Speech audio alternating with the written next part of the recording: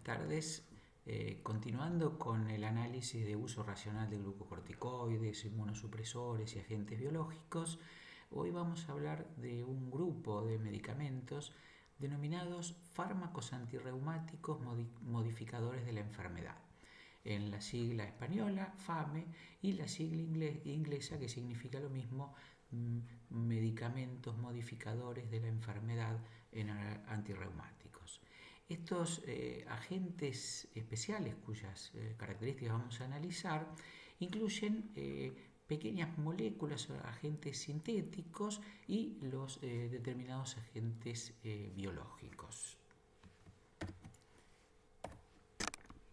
Para eso vamos a comenzar un breve análisis de la artritis reumatoidea.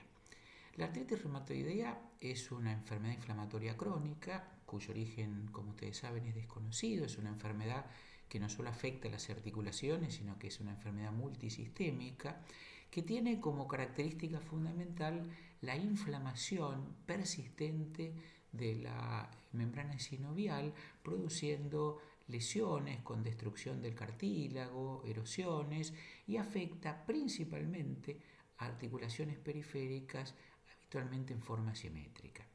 La artritis reumatoidea tiene un curso variable, progresivo, con alteraciones funcionales, y en muchos pacientes disminuye la sobrevida.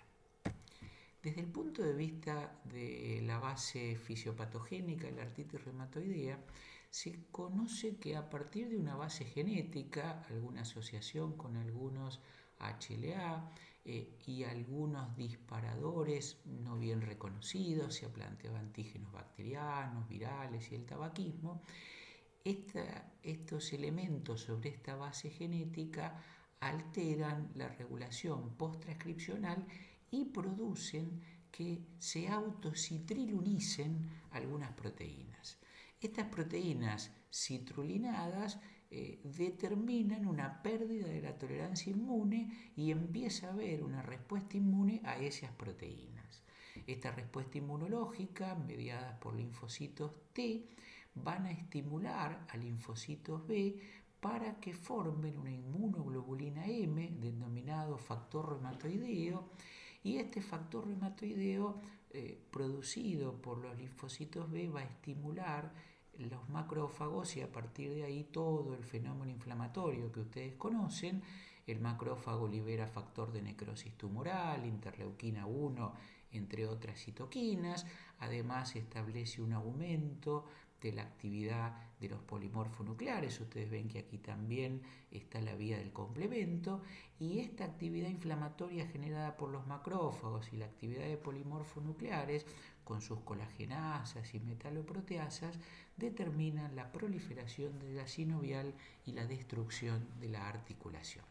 En este mecanismo simplificado fisiopatogénico de la artritis reumatoidea, ¿cómo podemos actuar diferentes medicamentos? Y acá ustedes ven, como ya vimos en el elemento inicial de agentes para la inflamación y la inmunidad, acá vemos cómo el metotrexato y la leflunomida disminuyen la proliferación, la activación y el ciclo celular, por ejemplo, de los linfocitos, tanto T como B, y eso determina una menor actividad.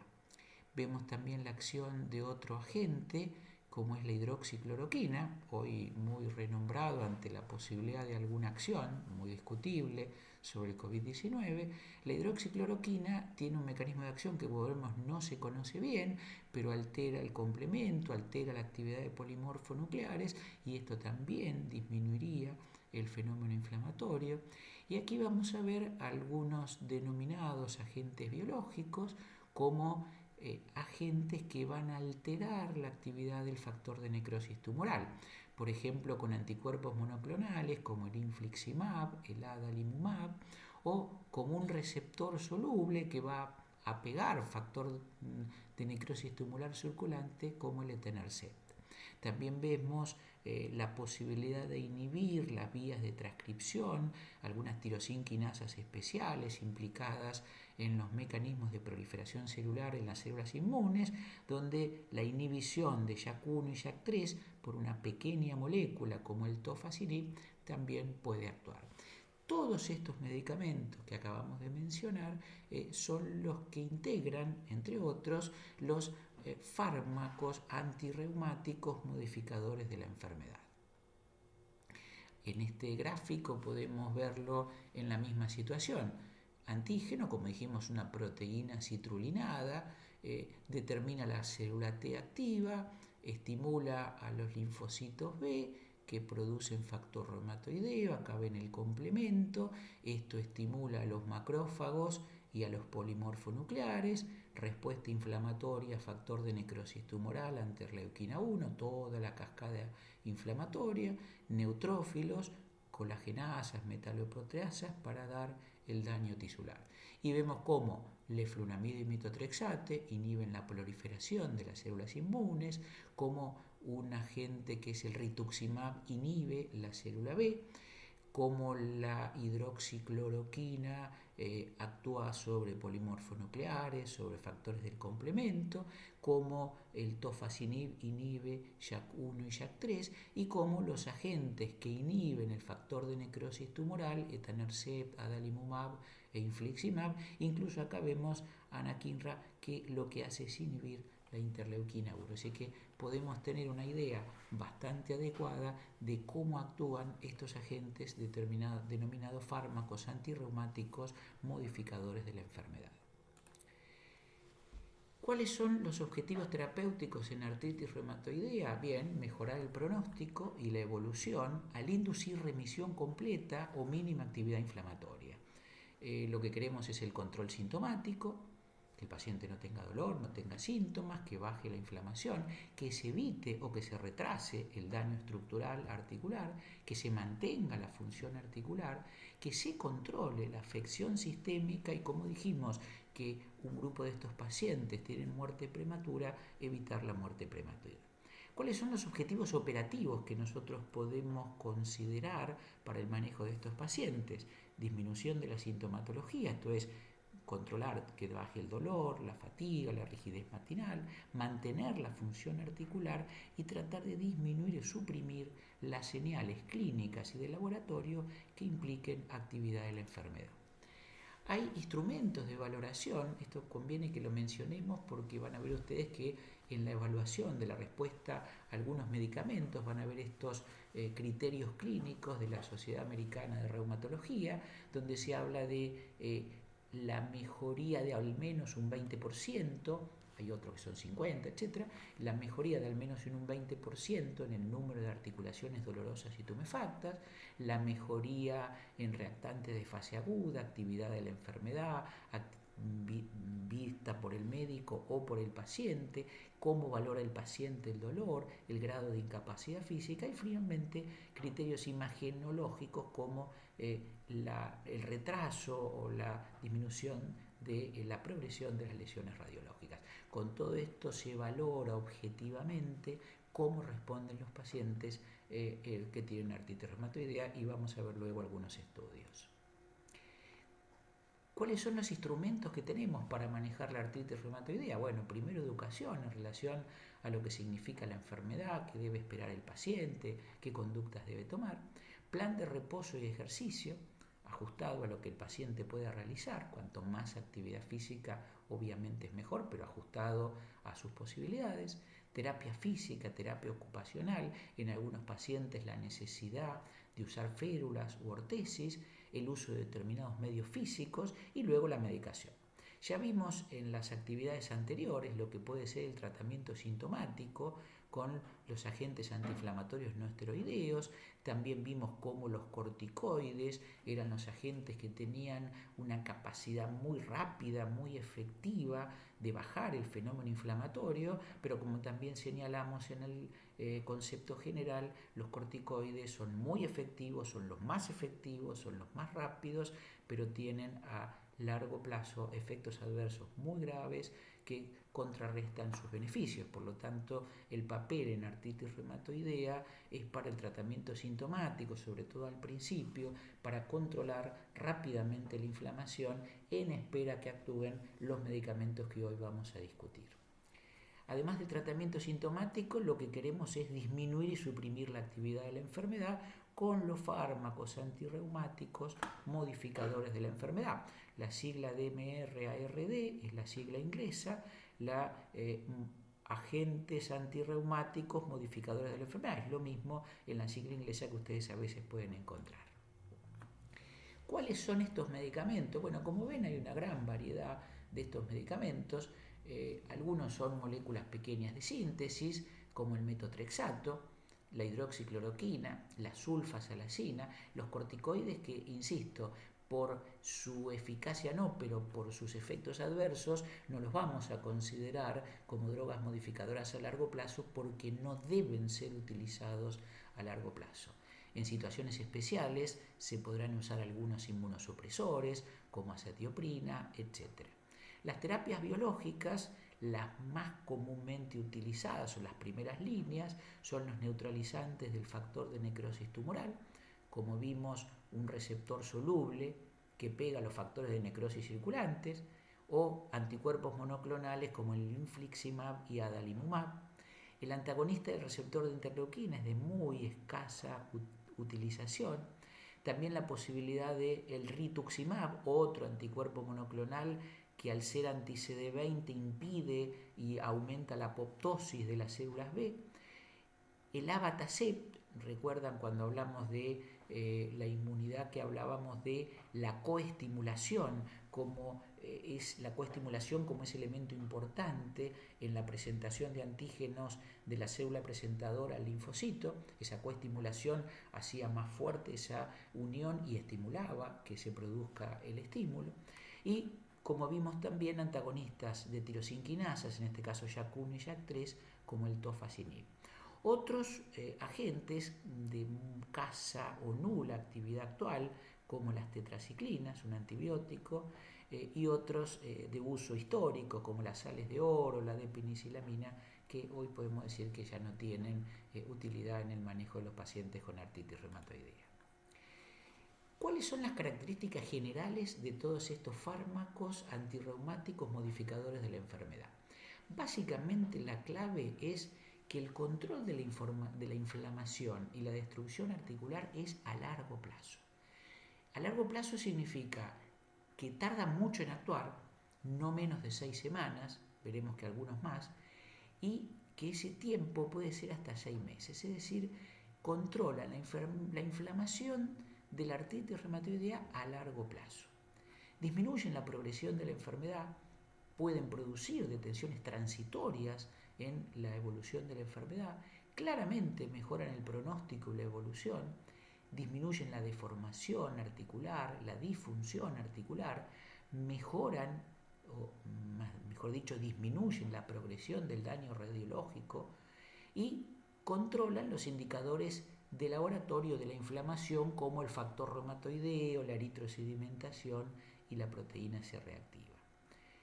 Para remarcar, mejoran los síntomas y la calidad de vida a largo plazo. La mayor eficacia se logra con el inicio temprano en la enfermedad. Esto significa que rápidamente a la realización del diagnóstico debemos iniciar siempre con un fármaco antirreumático modificador de la enfermedad.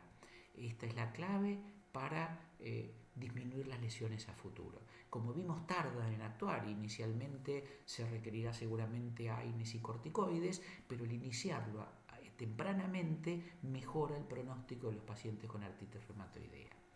Otro dato característico es que hay mucha variabilidad de respuesta a los diferentes fármacos antirreumáticos modificadores de la enfermedad. Todos estos fármacos requieren un monitoreo de la toxicidad a largo plazo, ya que en mayor o menor medida tienen una toxicidad a considerar. Podemos discutir la eficacia a muy largo plazo y el otro punto es que pueden ser utilizados en otras enfermedades reumatológicas o autoinmunes, como por ejemplo el lupus, la enfermedad inflamatoria intestinal, la psoriasis, por ejemplo. El primer agente que vamos a analizar es el metotrexato. La realizamos primero porque, como veremos, es la droga de elección para la mayoría de los pacientes cuando tenemos que usar un fármaco antirreumático modificador de la enfermedad. El mecanismo de acción es complejo, pero a nosotros básicamente lo que nos interesa principalmente que inhibe la dihidrofólico reductasa. Esta disminución de la dihidrofólico reductasa disminuye la síntesis de timidilato y nucleótidos de purina. Por lo tanto, interrumpe la formación de ADN, ARN y disminuye el ciclo celular. Es decir, la disminución de la síntesis de pirimidina produce una disminución del ciclo celular. Por esta razón, frena al linfocito T, frena al linfocito B como elemento importante. Fíjense que disminuye interleuquina 1, interleuquina 6, interleuquina 8. Hay otros efectos adicionales, pero no vale la pena que los mencionemos.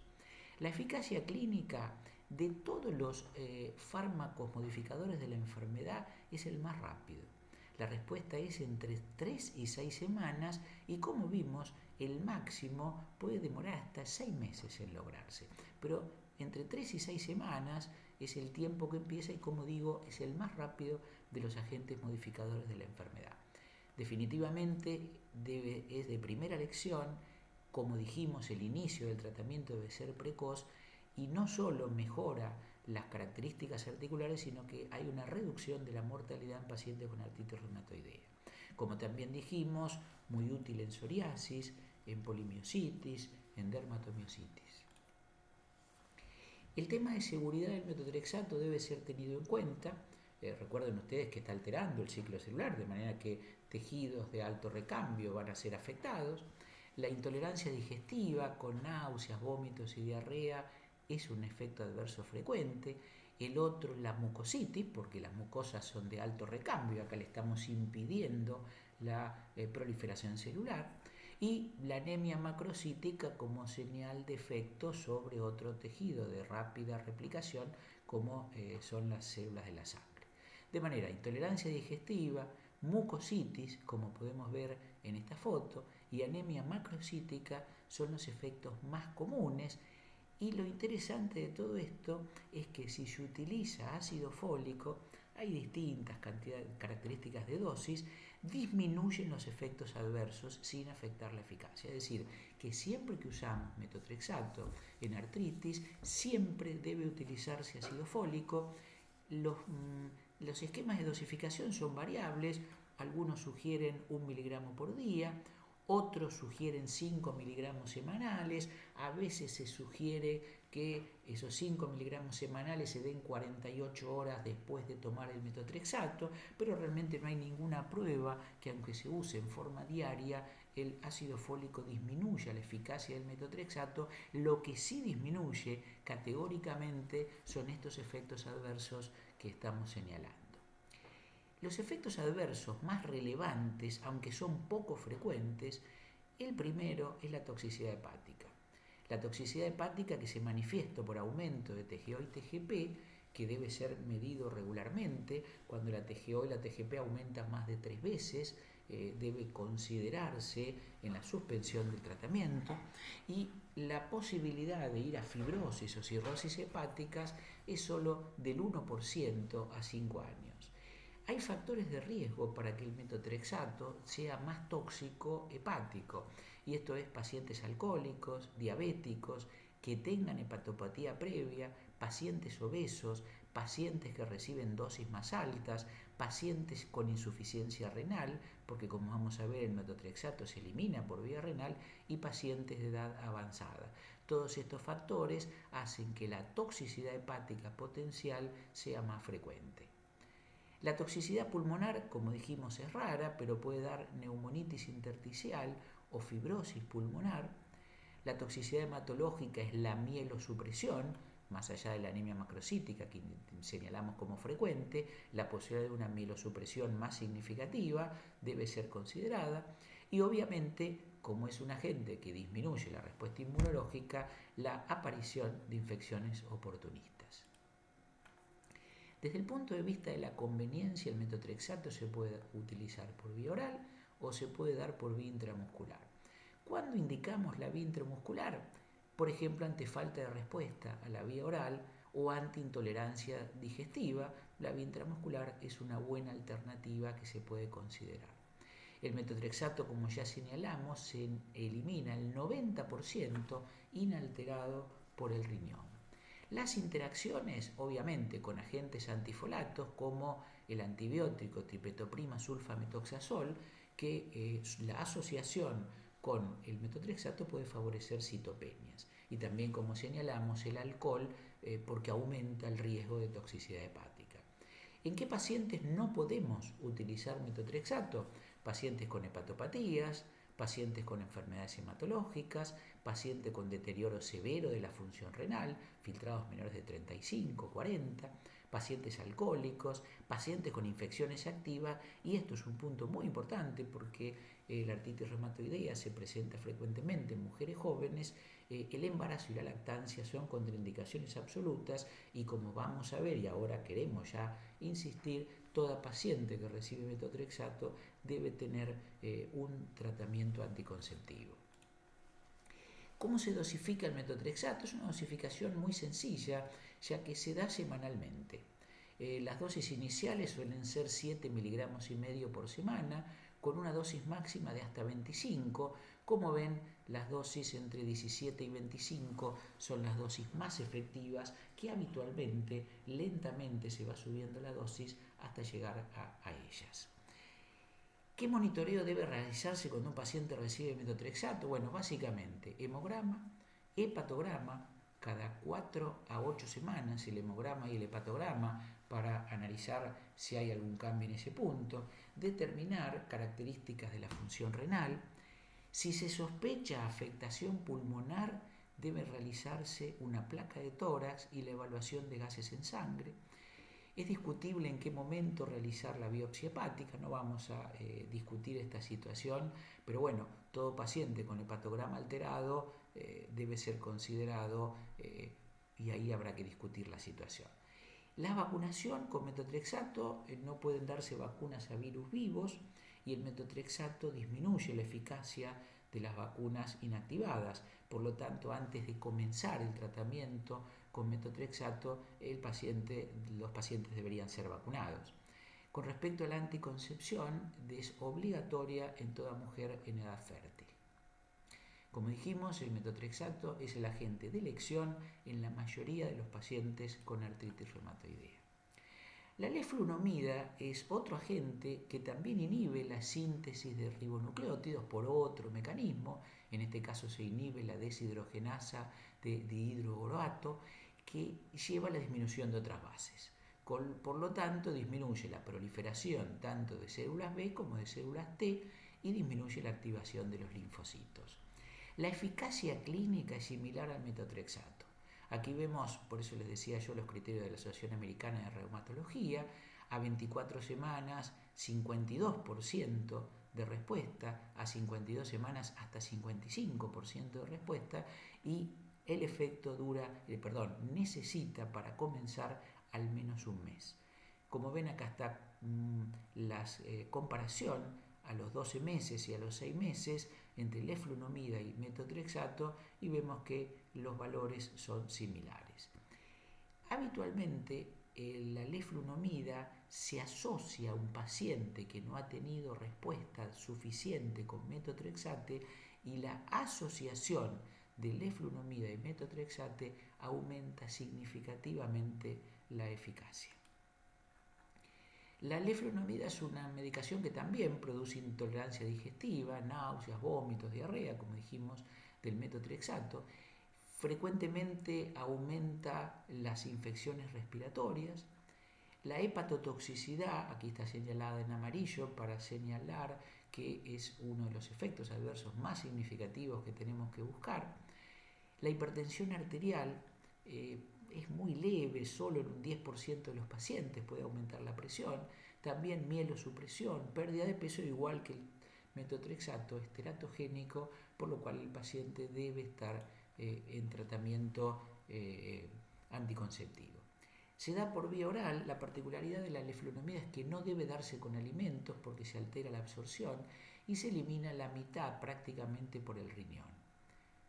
No se puede dar igual que el metotrexato, infecciones activas, deterioro renal, insuficiencia hepática, embarazo. Es un medicamento que, como dijimos, se da por vía oral una sola vez por día. La paciente debe estar con un tratamiento anticonceptivo. Y lo que se monitoriza es similar a lo que hablábamos con el metotrexato en cuanto al hemograma y el hepatograma. Y lo que decíamos, si aumenta más de 3 veces, habría que retirar el medicamento. En este caso, aunque sea poco frecuente, debe monitorizarse regularmente la tensión arterial. Insisto, el papel de la leflunomida es antiintolerancia al metotrexato o antiinsuficiente acción del metotrexato, en este caso sumada concomitantemente al metotrexato.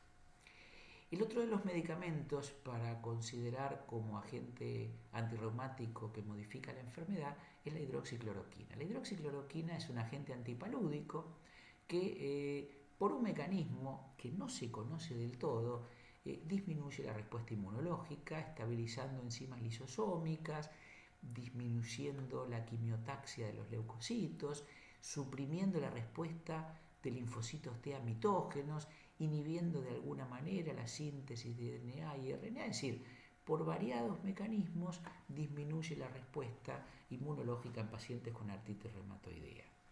La hidroxicloroquina se utiliza para formas leves de artritis reumatoidea.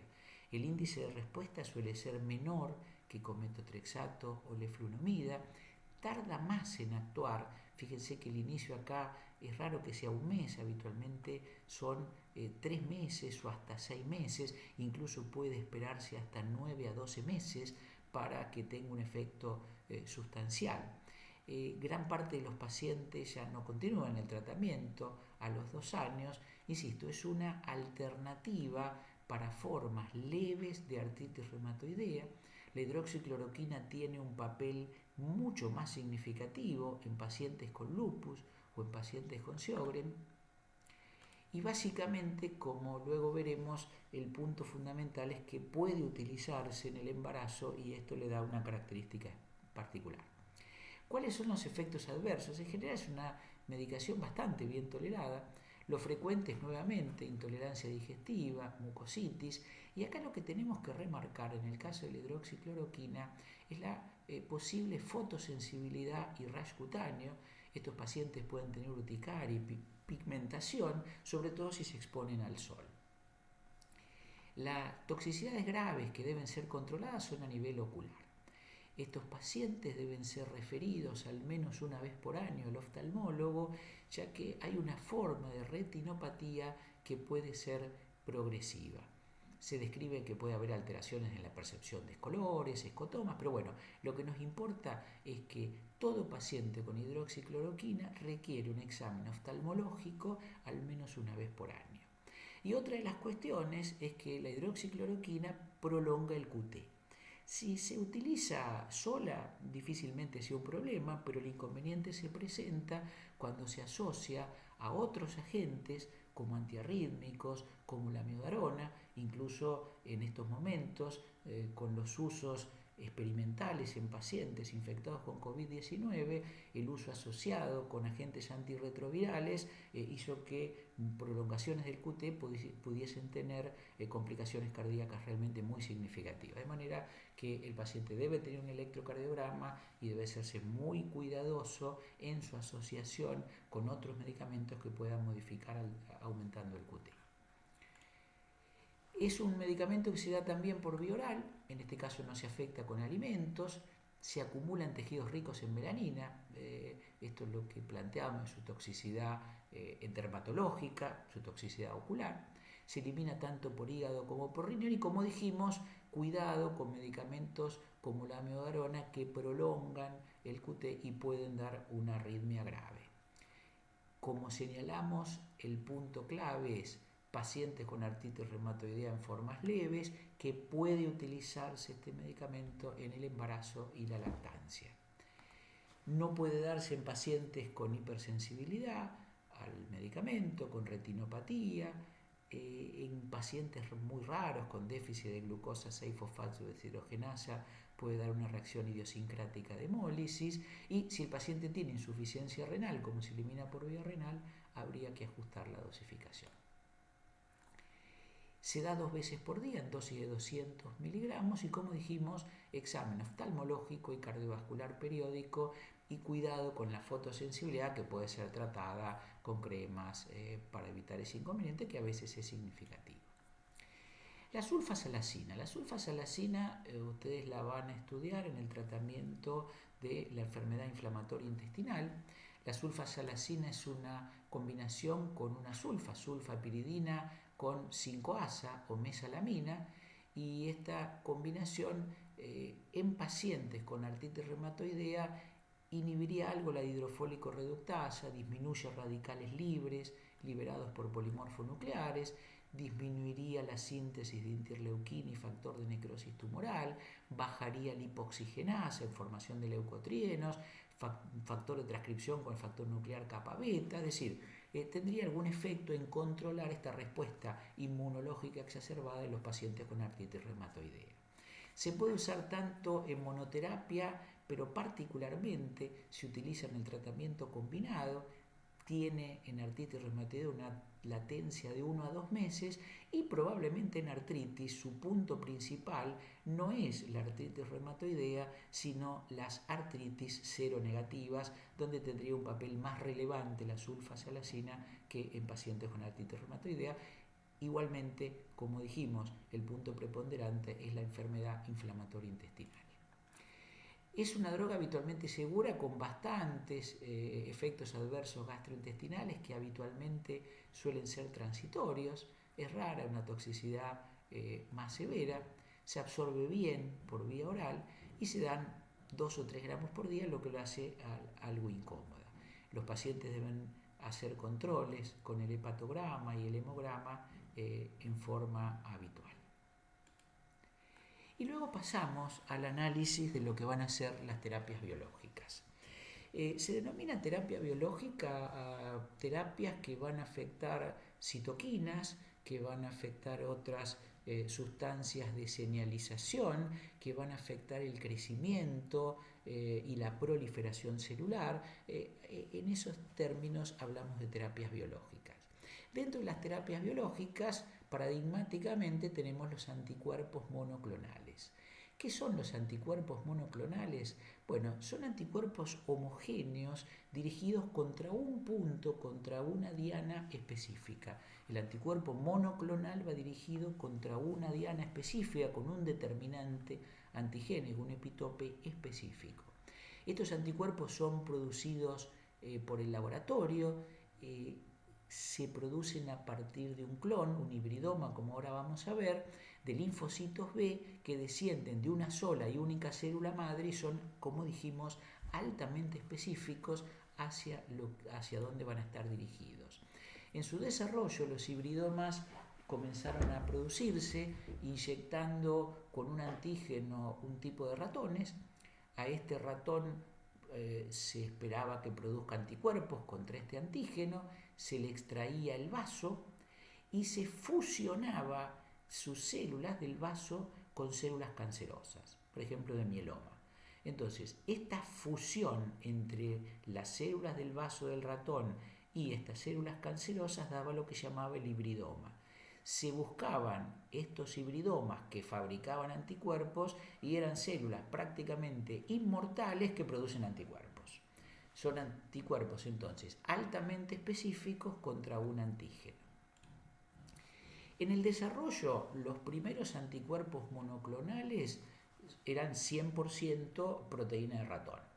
Son los primeros.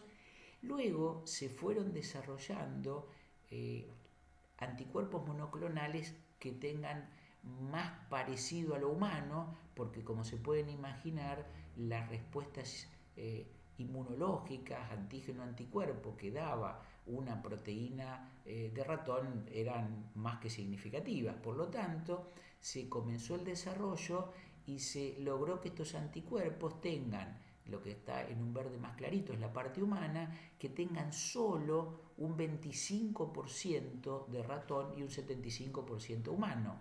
A esto se los denominó anticuerpos quiméricos, es decir, una quimera que mezclaba el ratón con el humano.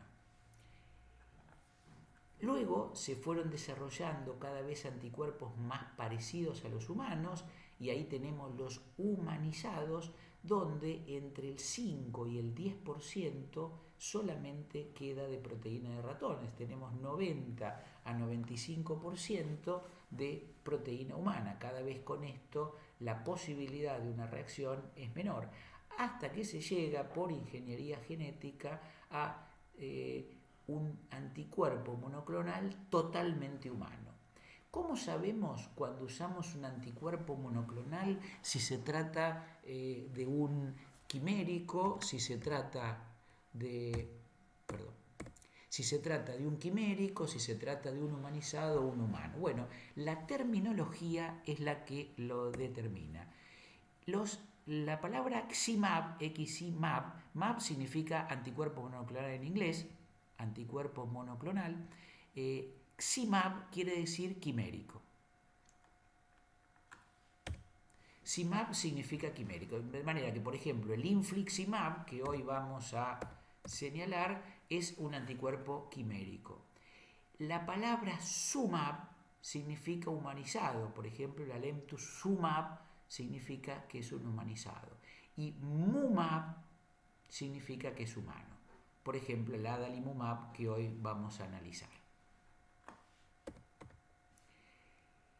Estos anticuerpos monoclonales, entonces, CIMAB, SUMAB o MUMAB, son los que nosotros vamos a utilizar. ¿Cuál es el mecanismo de acción de los anticuerpos mononucleares y de lo que vamos a agregar ahora, receptores de fusión? Los anticuerpos mononucleares van a ir a interferir, como dijimos, a sistemas citoquinas, sistemas de traducción de señales de crecimiento y proliferación celular. Aquí ven un receptor, la señal, aquí vemos la sustancia agonista. ¿Qué ocurre? Si nosotros utilizamos un anticuerpo monoclonal, el anticuerpo contra este receptor va a impedir que el ligando se una, de manera que el anticuerpo monoclonal va a hacer bloquear los receptores para este ligando. La otra posibilidad es que vaya a bloquear al ligando, es decir, si este es el ligando, por ejemplo el factor de necrosis tumoral, un anticuerpo monoclonal que vaya directamente a bloquear al ligando. Y finalmente existe algo que se denomina receptores de fusión, que es generar receptores solubles que cuando el ligando circule, en vez de pegarse al receptor que va a dar la señal, se pegue a este ligando soluble y por lo tanto queda incapacitado para actuar sobre el receptor. Esto es lo que se denomina receptores de fusión, como vamos a ver aquí. Aquí vemos un receptor, aquí vemos un anticuerpo y aquí se hace la fusión entre esta inmunoglobulina y el receptor.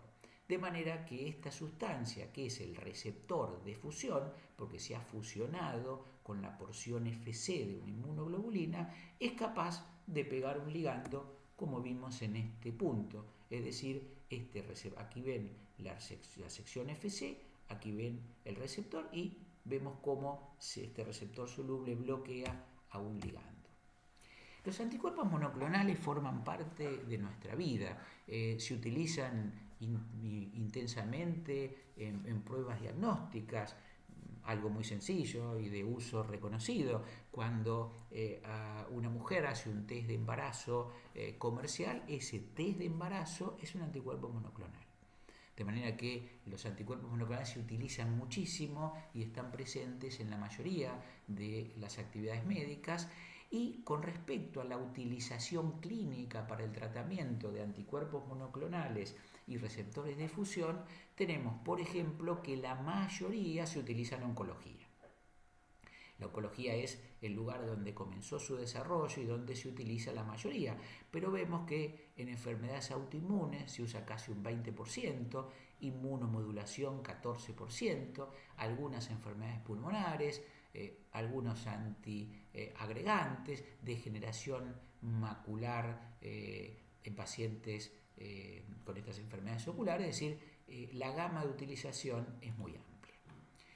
Los anticuerpos monoclonales que más vamos a discutir nosotros ahora y receptores de fusión son los que van dirigidos contra el factor de necrosis tumoral, que aquí lo vemos en violeta, donde el infliximab como Eximab, como ustedes ya saben, con esto significa que es quimérico, 25% de ratón, se une e impide la acción del factor de necrosis tumoral.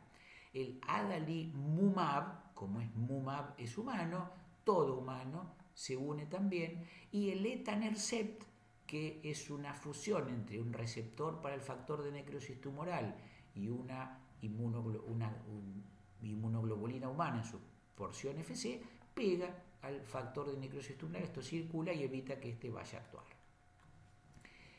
Estos productos se dan todos por vía parenteral. El etanercept, que es el receptor de fusión, se da por vía subcutánea, el infliximab exclusivamente endovenosa y el adalimumab también por vía subcutánea.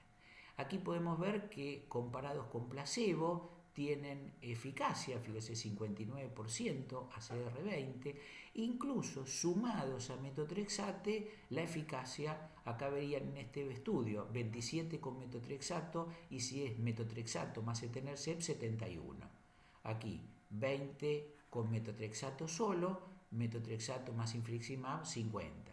Aquí, 46 para adalimumab y 67 para adalimumab y metotrexate. De manera que estos agentes son útiles, han demostrado utilidad y especialmente son útiles cuando se asocian al metotrexato. Todos estos grupos de estos tres neutralizantes, adalimumab, infliximab y etanercept, producen beneficio clínico, radiológico y de capacidad funcional. Habitualmente deben ser considerados para artritis reumatoidea refractarias al metotrexato y combinaciones, si bien se podrían indicar en pacientes sin tratamiento previo, la relación beneficio-riesgo-costo no lo hace conveniente. Por lo tanto, la principal indicación es el fracaso de los agentes antirreumáticos, al menos de dos de ellos combinados, por ejemplo, metotrexato y leflunomida, que incluya metotrexato en dosis máximas y al menos entre 3 y 6 meses. Es decir, la indicación adecuada del agente biológico de los neutralizantes del factor de necrosis tumoral es cuando al menos con dos DIMAR, con dos FAME, uno de ellos metotrexato en dosis máxima por 3 a 6 meses no ha dado respuesta. También se pueden considerar cuando hay intolerancia a los agentes antirreumáticos. Todos los agentes neutralizantes, sea infliximab, adalimumab o el etanercept, tienen eficacia similar. Y como dijimos, su eficacia aumenta cuando se combina con metotrexato, de manera que en un paciente refractario su principal indicación se indica y se mantiene el metotrexato conjuntamente con el neutralizante de factor de necrosis tumoral. La duración de la terapia es a muy largo plazo. Como ven, no es recomendable suspenderlos porque se puede reactivar la enfermedad. Y si luego de 6 meses la respuesta no es adecuada, se puede cambiar por otro anti-TNF, si usábamos etanercept, pasar por ejemplo adalimumab, o inhibir otra vía, como vamos a analizar en un momento. Por lo tanto, cuando se comparan adalimumab, etanercept e infliximab, no hay diferencias de eficacia. Los efectos adversos serios son parecidos, 5 de cada 100 pacientes aproximadamente, lo que sí, el infliximab es el que tiene más riesgo de tuberculosis en estas evaluaciones. ¿Cuál es la seguridad? ¿Cuál es el problema de los antagonistas del factor de necrosis tumoral? Bueno, básicamente el problema principal son infecciones. Infecciones oportunistas, reactivación de TBC, de herpes virus, de patógenos intracelulares. Todo paciente que vaya a ser tratado con estos agentes debe evaluarse con una mantú y con una placa de tórax para certificar que no tenga una tuberculosis latente. Pueden producir, y esto no es muy frecuente y es a largo plazo, la posibilidad de segundas neoplasias o linfoma. En el caso del infliximab se ha asociado con insuficiencia cardíaca para el infliximab. También se plantean alteraciones autoinmunes. Obviamente el infliximab en esto será mayor, la producción de anticuerpos que da adalimumab, que es humano. La posibilidad de enfermedades desmielinizantes, neuritis ópticas, esclerosis múltiples o algunas desmielinizaciones específicas. Esto es la seguridad a largo plazo de situaciones problemáticas, insisto, con las infecciones. Y las reacciones más frecuentes pueden ser reacciones inflamatorias en el sitio de inyección, que en algunos casos suelen ser bastante severas y que pueden hasta obligar a sacar la medicación. Y en el caso del infliximab, un llamado síndrome pseudogripal después de su administración.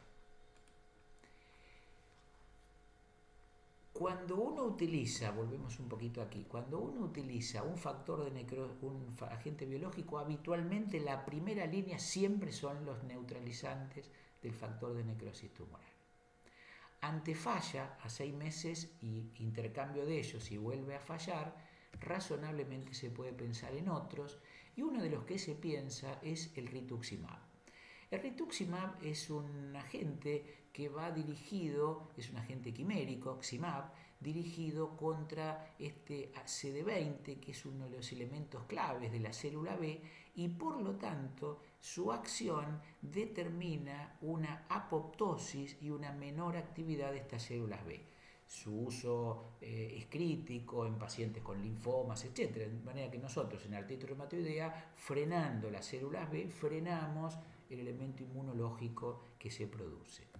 Otro de los elementos es, como dijimos, célula presentadora de antígeno, unión, pero además hay coestimulación. Si nosotros utilizamos el abatacept, fíjense que se une contra el sector que debería unirse a la célula T para la coestimulación y disminuye esa coestimulación. Esta célula T disminuye en su actividad. Aquí vemos abatacept y rituximab, ambos se dan por vía endovenosa. La eficacia versus placebo en pacientes con insuficiente respuesta a metotrexato o antifactor de necrosis tumoral es cuando lo tenemos que tener en cuenta.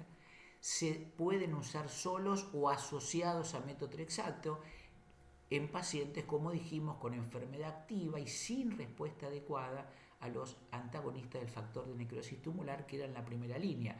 Lo que sí debe tenerse en cuenta es que se usan asociados a metotrexato, pero nunca se pueden usar en conjunto contra uno antagonista de alguna forma del factor de necrosis tumoral. Es decir, son medicamentos en segunda línea, se mantiene el metotrexate, pero nunca se pueden combinar con antagonistas del factor de necrosis tumoral. La seguridad y menos datos, como vamos a ver, siempre es más o menos lo mismo: infecciones, posibilidad de segundas neoplasias, con el rituximab aumento leve de infecciones, reactivación de hepatitis B. En el caso del rituximab puede haber reacciones alérgicas severas, por lo tanto en su administración se deben premedicar los pacientes para evitar estas reacciones. Recuerden que es un quimérico, tiene un 25% de ratón. Otro de los agentes en segunda o tercera línea es el tofacitinib, que como vimos es una pequeña molécula. Las pequeñas moléculas, a diferencia de los anticuerpos monoclonales o receptores de fusión, en vez de actuar a nivel de, en el caso de los anticuerpos monoclonales que actúan sobre la superficie celular, estos se meten en la célula y van a buscar determinadas enzimas que son las que van a inhibir. En este caso inhiben las tirosinquinasas, como son la JAK1 y JAK3, y con eso disminuyen la proliferación celular. Se da por vía oral 2 veces por día. ¿Y para qué se usa? Paciente con artritis reumatoidea moderada a severa que no han respondido a metotrexato con otro no biológico o agentes biológicos como el factor de necrosis tumoral. Es decir, pacientes refractarios a metotrexate con algún antagonista del factor de necrosis tumoral. Son medicamentos que tienen efectos adversos: hipertensión, edemas, alteración en el sistema nervioso. Característicamente dan bastantes alteraciones dermatológicas, eritema, prurito, rash, molestias digestivas, diarrea, dolor abdominal, posible efecto en la piel y posibilidad de aumento del cáncer de piel, aumento de transaminasas, predisponen a infecciones, es decir, tienen un alto correlato de efectos adversos. Finalmente, una consideración de 2 palabras para agentes que prácticamente no se utilizan en pacientes y que son de uso excepcional, como por ejemplo la ciclosporina, que solo vamos a mencionarlo. La ciclosporina inhibe la transcripción de interleuquinas, inhibe la transcripción de interferón, de interleuquina 3, receptores de interleuquina, de manera que disminuye la transcripción para la proliferación celular y se utiliza en pacientes con artritis reumatoide refractaria. Insisto, es un agente muy poca posibilidad de utilización, lo mismo que la azathioprina. La azathioprina es un antimetabolito que frena el ciclo celular porque es un antimetabolito de las bases púricas. Se utiliza en artritis reumatoidea grave y refractaria, se restringe mucho su uso por su toxicidad y con los agentes que hoy disponemos rara vez pueda ser necesaria. Finalmente, una sola palabra de la ciclofosfamida. La ciclofosfamida se utiliza para complicaciones graves. Por ejemplo, pacientes con vasculitis, en artritis reumatoidea, pacientes con complicaciones graves, en situaciones que amenazan la vida y habitualmente se usa en pulsos endovenosos, en dosis que son citostáticas con una toxicidad extremadamente severa. Es decir, la ciclofosfamida solamente se puede considerar en situaciones muy especiales, en situaciones que amenazan la vida. Bien, en suma, estos grupos de medicamentos, de drogas antirreumáticas modificadoras de la enfermedad, son una ayuda realmente muy significativa para pacientes con artritis reumatoidea y creo que el resumen de estos medicamentos es: deben iniciarse inmediatamente en el diagnóstico de artritis reumatoidea, debe esperarse entre 3 a 6 semanas para que actúen, debe esperarse hasta 6 meses para el efecto completo, tienen toxicidad a largo plazo que debe ser considerada. El metotrexato suele ser el medicamento de elección. Cuando el metotrexato no funciona, se debe combinar frecuentemente con leflunomida. Cuando no funciona metotrexato y leflunomida, al menos por 3 a 6 meses a dosis máxima de metotrexato, se puede considerar un agente biológico. Ese agente biológico habitualmente es un agente que va a alterar el factor de necrosis tumoral por un receptor de fusión como etanercept, o con el infliximab o el adalimumab por ser anticuerpos monoclonales contra el factor de necrosis tumoral, y si esto no y se combina con metotrexato, y si esto no funciona, hay otras alternativas como el rituximab, como el tofacitinib. Otros medicamentos es más raro que sean necesarios. Muchas gracias.